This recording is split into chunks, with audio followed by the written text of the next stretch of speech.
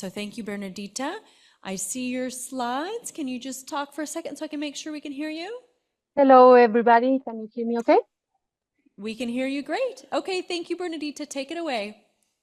Perfect. Thank you, Tiana, for the invitation. I'm sorry for not being there with you all.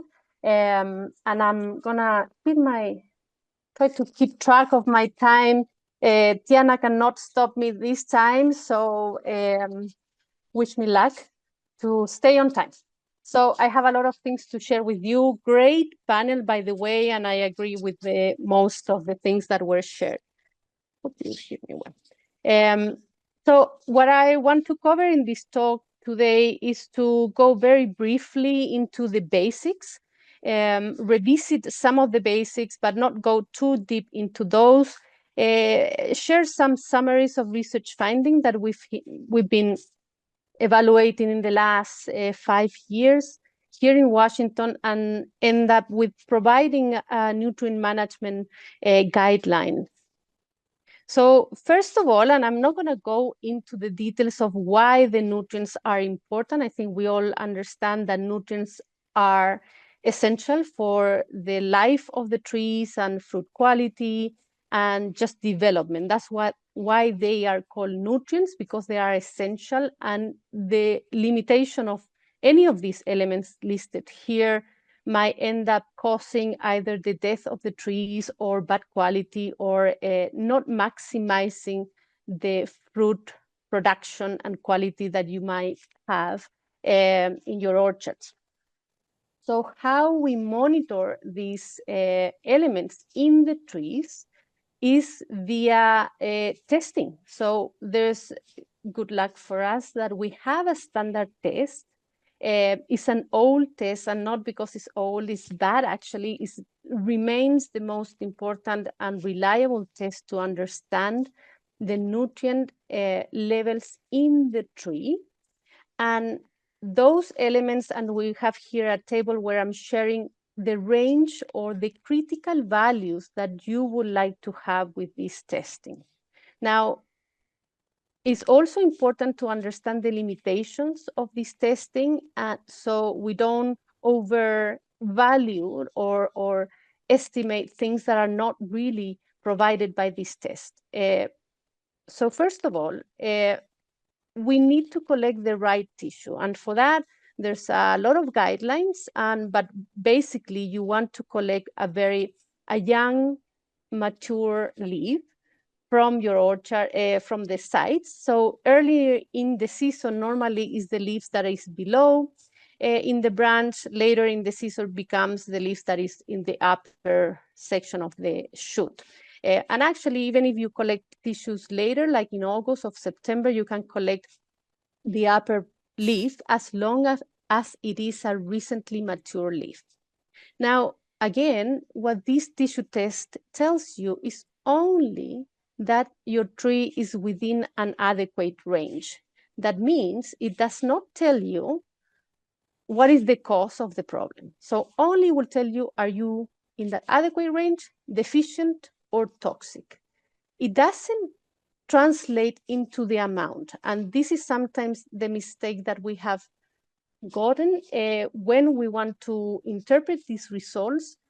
Not always correlate with the amount that you are applying or the amounts that you have in the soil. It only tells you that the tree is within an adequate nutrient level. It's similar to going to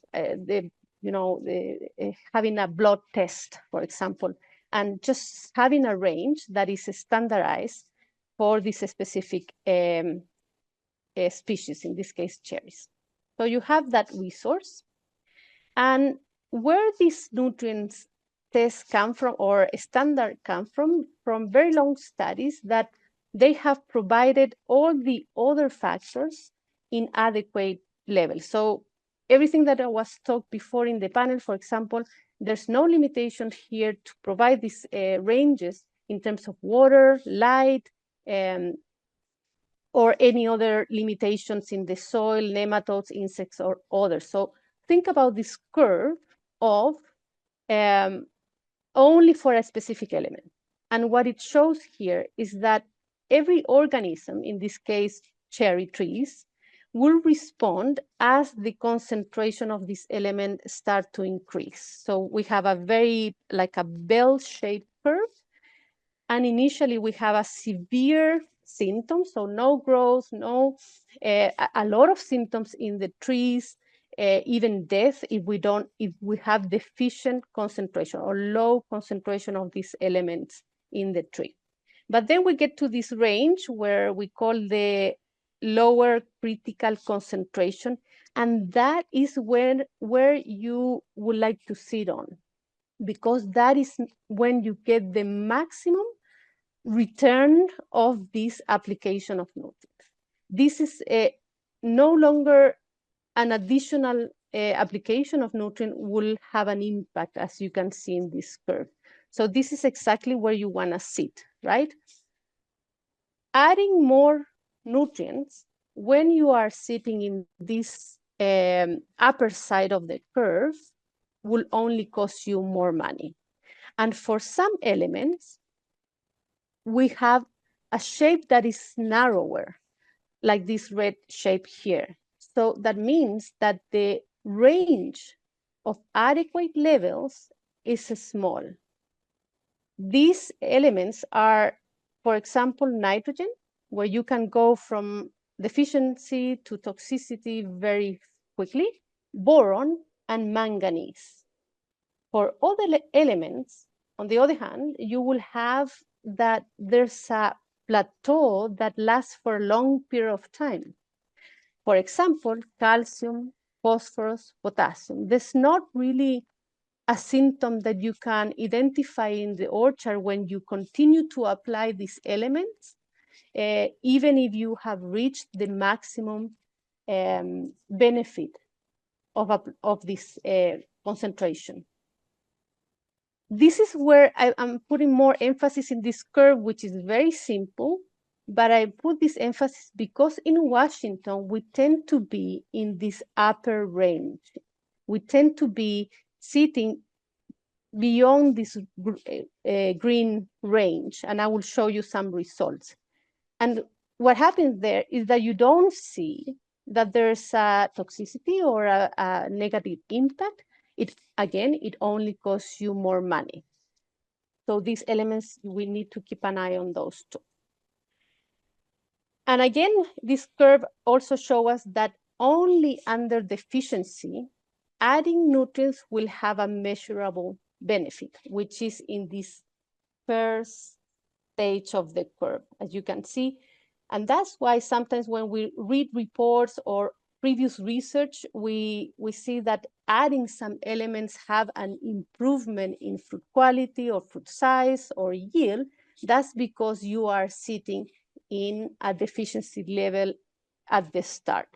So understanding where are you, where is your block in this curve is very relevant. Now, just as a background, what I mentioned before regarding that we sit normally in this upper range in Washington, we've been doing a lot of research in my lab with my colleagues. And in 2019, for example, we evaluated over 100 sites. And as you can see here, these are the macronutrients. Everything in green is orchards that were sitting in the adequate range. But you can also see that there's a lot of sites, a large proportion of sites that are sitting in that excessive level, especially when we think about calcium and magnesium.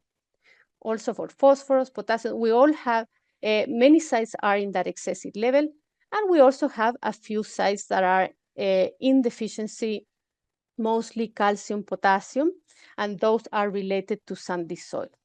This other is a different study. We evaluated over 500 samples, in this case, 3 different cultivars, Chelan, Coral, and Skeena, the 3 different colors. And here also we found that the nutrient levels in the fruit were in all the elements above what is the reference in the literature. So you can see these green boxes are the references that we have found in other countries and literature science. In Washington, not only we have a huge variability, but all our means or the average are sitting above that range.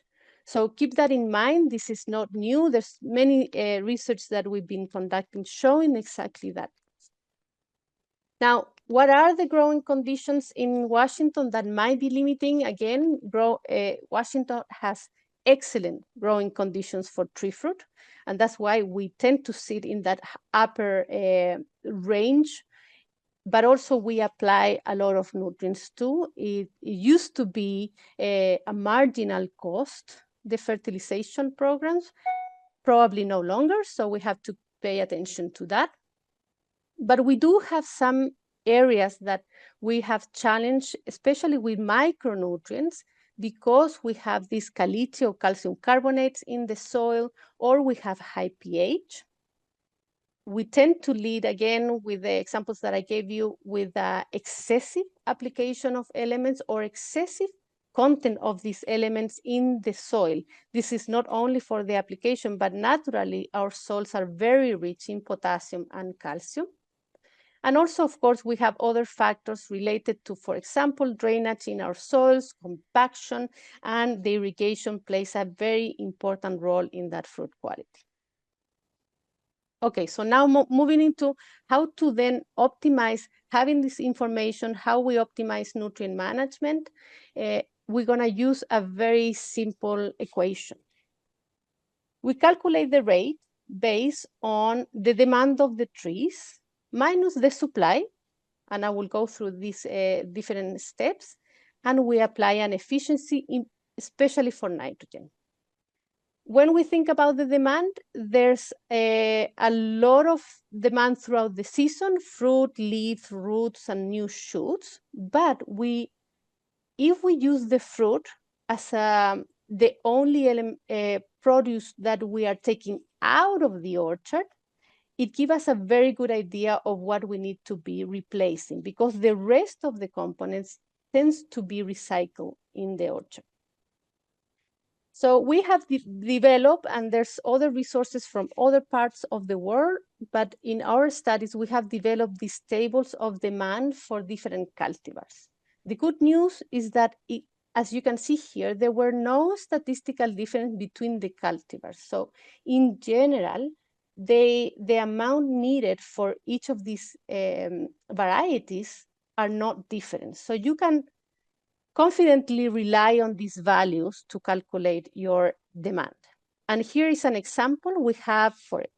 To make it easy, 10 tons of production, you just multiply the range that is below in bold, and you can have an idea of what is the amount that you need.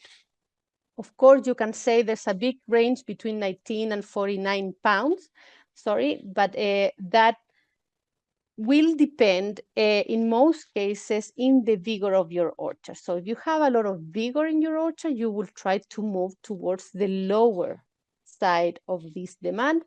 And if you see that your orchard is in the weaker side, you would like to move your values to the higher amount.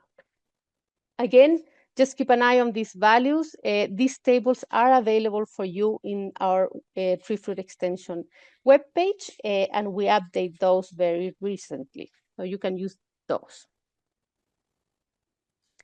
Now, we have the demand. Now, how we estimate the supply, this becomes a little bit challenging because it depends on the element. But for most part, we will have to consider the soil, the water supply, and everything that you put in there, for example, compost, manures, or even if you incorporate your pruning material, everything can be incorporated into this supply.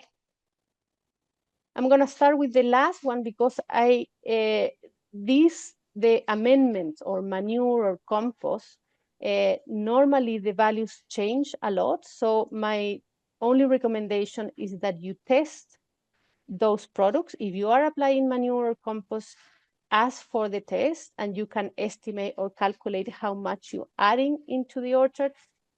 And there's also several resources that I found online in fact sheets I would recommend that if you look online, you search for university resources or scientifically validated extension resources. This is from Ohio State University, and it provides a very good idea of how much nitrogen you are applying using these different resource amendments.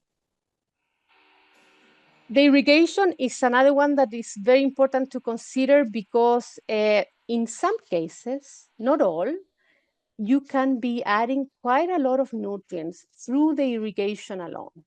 I'm using a reference here of 24 inches of irrigation throughout the season, which is quite standard. Actually, I saw a reference from Tim Walsh in the maybe 10 years ago, which it was double this amount. But now that we've been a bit more efficient in the use of water, I'm using a number that is more conservative. And here you can see the amount of nutrients applied in this irrigation strategy. This is a water analysis from Marua. This is a real water analysis from a grower that shared that with me. And we calculated then how much you are adding of these elements, which are the most common that might be in your water, just by irrigation. So if we think about that, in this case, we are adding 68 pounds of nitrogen only with the irrigation. So just keep that in mind. This is very easy to evaluate. The water quality does change throughout the season, but if you consider the spring water quality and midsummer water quality, you can get an idea of how much you are adding with the irrigation. Now, moving into the soil, how we estimate the soil supply. Again, nitrogen is very particular because it's very mobile in the soil, and it differentiates from the other elements quite a bit in terms of how we calculate that. I'm not going to go in detail on these different forms and how the nitrogen from the fertilizers or manures become available, or in forms that are available for the plant, which are ammonium and nitrate. But I do want to highlight that nitrogen have many forms that might be lost throughout the season. So for example, volatilization, denitrification, and leaching. Leaching being the most important, especially in soils that are very sandy, like in the Marua area, Ringgold area. Sandy soil can lead to the leaching. Because there's so many losses of nitrogen in the soil, it's very hard to use the soil analysis as a good estimator of the supply. So to replace that, because it's not a very stable value, by doing the soil test of nitrogen, we use the organic matter, a much more stable source of nitrogen. And again, I'm not going to go into how these numbers came from or where these numbers came from, but we have a very good idea that around 7 to 14 pounds of nitrogen are provided for every % of organic matter in your soil. Generally, our soils are very low. Having 1% of organic matter will be very average for Washington soil. So think about a supply of 7 to 14 pounds of nitrogen just with the organic matter that is present in your soil. Of course, if you have more organic matter, there's even more that you can multiply that factor. So again, going back to the example, if we have 10 tons of cherries, let's go very conservative. Let's go to the higher value that we have in the demand table. So there we have the extraction, 49 pounds of nitrogen, and then we subtract the supply from the organic matter. We estimate 7 in this case, and 12 pounds of nitrogen from the water. We only need to apply 30 pounds in total in your whole production for a 10 tons of production. Another important thing specifically for nitrogen, again, because nitrogen is very mobile and we can lose a lot of this nitrogen that we are applying because it's too hot or we have a very sandy soil, we have to account for an efficiency. And the efficiencies that, the ranges of efficiencies that I'm given here are very standard and of course are very broad. And I'm gonna go into how we can increase the efficiency in our orchards. And of course, it will give you, if we have a 40% efficiency, very low, we will have more than double the amount of nitrogen that we need to be applying. Which, of course, we want to go into this 37.5 pounds if we have this 80% efficiency. Okay, that's for nitrogen. Now, for the other elements, we use a slightly different strategy. And for the other elements, because they are less mobile in the soil, so values are much more stable, we use the soil test. I caution you that not all the soil tests are created equal. So it's important to use the methods that are recommended by the Soil Science Society of America. I wrote that wrong there. It's not social, it's Soil Science Society of America. And what they do is that they mimic what is available for the root uptake. What we want to do for the rest of the elements is to do the soil test and maintain these ranges that are provided here. So as long as we keep our nutrient levels within this range, we only need to estimate then the demand minus the supply. Again, this is for all the elements except for nitrogen. And don't attempt to translate these values into supply or amount, because it doesn't work that way, and you will end up with a lot of nutrients being supplied, and it doesn't really correlate or work in that sense. This is just to highlight that there are differences with nitrogen. The cations have different forms of mineralization, precipitation, or weathering, or adsorption, desorption. So many components in the soil that they will get the cations attached, sometimes are not available or readily available, but they are not really losses. The only loss that we have with cations are the leaching, again, in very sandy, coarse soil. When we interpret this soil analysis, one factor that is very relevant is the texture. And just to, as a reminder, again, we talked about nitrate it leaches in all type of soils. So it moves very easily because it doesn't have a positive charge. And so this element tends to be lost throughout the season, especially when we are irrigating, and more important in very sandy soils.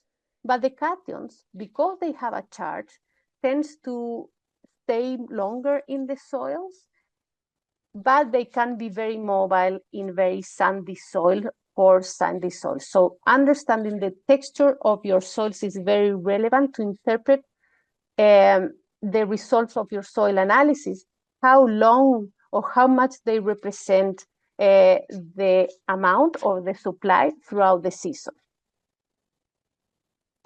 These are the micronutrients. In general, they have low mobility, so we don't really think about those too much. I will talk about those later in a bit. Another point that I want to make is that in many cases, we think about our soil as that upper layer of our soils. These are pictures from, the first two are from the Yakima Valley, and the last one is from the Marua area. And while we do have very sandy soils, and in the upper layer we can have sandy loam soil, so we think about that soil that is the nutrients will leach and move away. In many cases, we have stratified soils. That means that we have different textures in the profile of their soils. Of course, if we have rocks or we have caliche or a compacted layer, like in the middle picture here, a clay compacted layer, the elements tends to remain in that upper section of the soil. But also, even if we have very sandy soil, like in the third one, just having that different stratification, different physics in the soil, the water and nutrients will remain in that upper section of the soil. That is why in many of our soils we see excessive nutrient levels. This is another study that we conducted in 2018. And what I'm showing here, I have shown this in the past, is that we tend to be in that very high supply. This is potassium. These are about 197 sites, and 67% are in that range of excessive or very high supply of potassium. And the sites that are in yellow, the 11% that are in deficiency, those are generally sites that are in the Marua area, Ringgold area, very sandy soil. The same for calcium. We tend to have very high supply of calcium in our soils. Only 4% were in that deficiency range. Again, these were in very sandy soil. So though we do have sites with deficiency, in most cases we are in high levels, even excessive level of this calcium. So keep that in mind. Now moving into the micronutrients, which I have not talked too much up to this point. These are one of the issues that we face in cherries in Washington. And because these elements have one, low mobility in the plant, but also they become not available when we have high pH in our soil. These are symptoms, very typical symptoms of blindwood with zinc and the broom wish or something like that, with a zinc deficiency, but the chlorosis is a very classical symptomatology for iron deficiency, zinc deficiency too.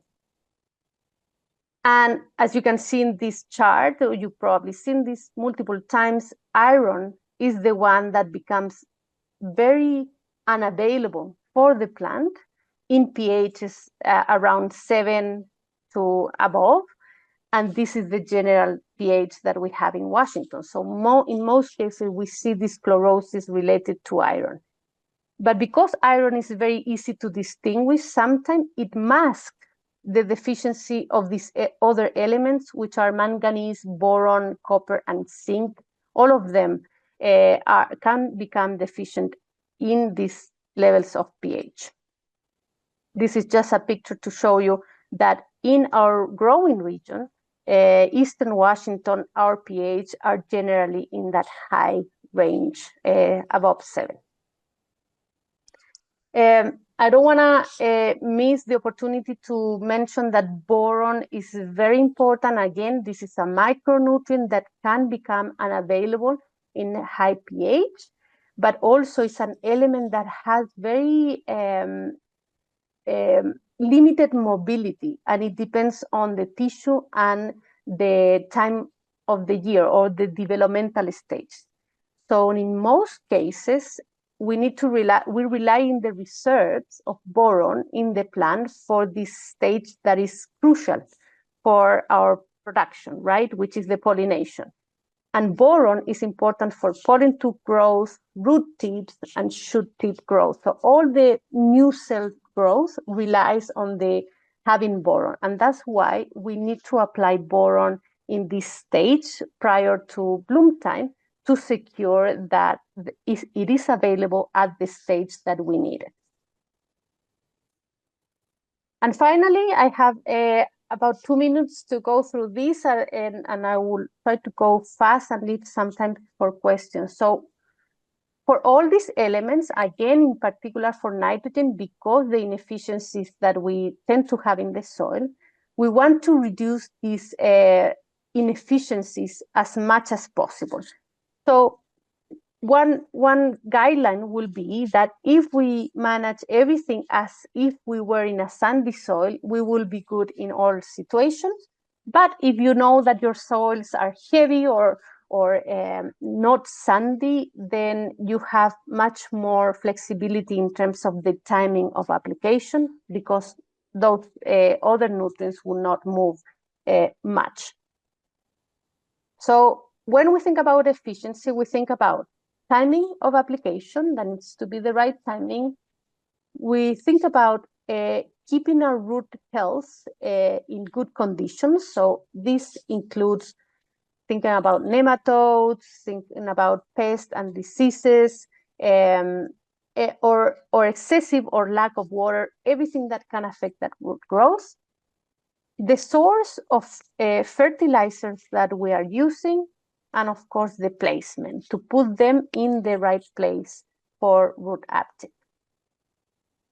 For the timing, and this aligns with what Lee shared in the panel before, for nitrogen in particular, in cherries, we know that root growth, I highlighted that in red, that's the curve of root growth. This work was done in Chile, but we've been doing the same type of work, and we have found that we have very similar response in our trees and in our newer rootstocks too. So we've been working in Gisela 5, 12, 6, and also in Maxima 14, and we see that this same pattern, which we have a root growth. The first one, the first flash or peak that you see here, relies entirely, almost entirely, in the reserves from the previous season. And that is in this period of peat hardening. That's where we have the starting of that root growth. But we are not taking too much in that time of the year because we are relying in the previous season. After that period of first root growth, the roots stop to grow when we have the enlargement of the fruit. So when fruits start becoming the straw in size, the root growth is not very active, so there's not much uptake in that time of the year. And then we have the second root flash, which is, we always see that every year in all varieties, which happens right after harvest. So we harvest the fruit, we stop the shoot growth, and this is where we have most of our root growth. This is the timing where it's most efficient if you need to apply nutrients. If you are in a deficiency level, this will be a good timing for provide those nutrients to the plant so it can replenish and have the reserves for the following years. I highlight here the last peak of root flash because we not always see that in Washington, especially in dwarfing rootstocks. We might not have that fall root flash, and in that case, fall application of nutrients will be better if we do it because we need it, but also we can do it via foliar application. Root uptake, again, making sure that we have healthy roots. The roots tends to grow at 49 Fahrenheit, 15 degrees Celsius, and the moisture content is essential for root growth, but also for moving these elements into the rootstock. And finally, the foliar application, in most cases, is less efficient. In the physiology of the trees, foliar application should be used only in very specific cases because the plant has the system to take up nutrients through the root. Which are these situations? When we have root problems or problems with the uptake of elements, again, in Washington, this will be the case for micronutrients. Because we have high pH, they become not available for the plant to take up, and that is why we have very efficient response to micronutrients with foliar application. We also want to apply foliar when we know that we're coming from a very cold winter or we have cold conditions in the spring, and we need those elements, for example, boron, as I mentioned before. Correct transient nutrients, micronutrients, because we need them in very low quantities, they can be efficiently supplied foliarly, like boron, zinc, and molybdenum. And fall application of nitrogen and zinc sometimes might have double purpose, such as defoliate earlier or more homogeneously and build reserves. So that is the recommendation for foliar fall application. So last, just remember that the rate should be calculated based on the demand of the trees minus the supply. We need to improve our efficiencies, and we have tools such as monitoring leaf and soil levels with testing, validated testing. So with that, I'm done, and I'm happy to answer any question if there is time for that. Okay, Bernie, we have just a couple of questions for you. And if you guys have other questions, please put them into the Q&A or send me a text. So with these high amounts of fertilizers in our soils, are there some cases where we should just skip fertilization altogether? Are these nutrients already available in forms in our plants? Absolutely, absolutely. So I had more examples, but I didn't have time to go through that. But in some cases, as I show you with the water application of nitrogen, we don't need to apply anything. In most, and that's why we call them macronutrients. So nitrogen, potassium, calcium, and magnesium are required in large quantities. Phosphorus too, but not as much, maybe 10 times less than potassium and calcium. And potassium and phosphorus doesn't move in the soil, so it's something that we tend to apply maybe every 3 years if you have deficiency in the soil. For the other elements, nitrogen is the one that we tend to apply every year because there's low efficiency in retaining that nitrogen in the soil.